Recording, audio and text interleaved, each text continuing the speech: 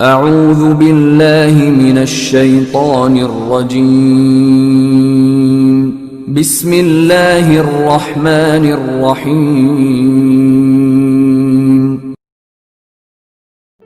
ہر کام سوچ سمجھ کر کرو۔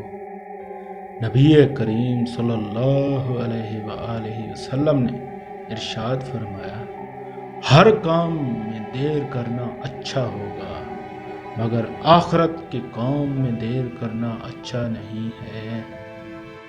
دلوں کو سوچنے کا عادی کرو۔ نبی کریم صلی اللہ علیہ وآلہ وسلم نے ارشاد فرمایا، مسلمانوں اپنے دلوں کو سوچنے کا عادی کرو اور جہاں تک ہو سکے غور و فکر کرتے رہو اور عبرت حاصل کیا کرو۔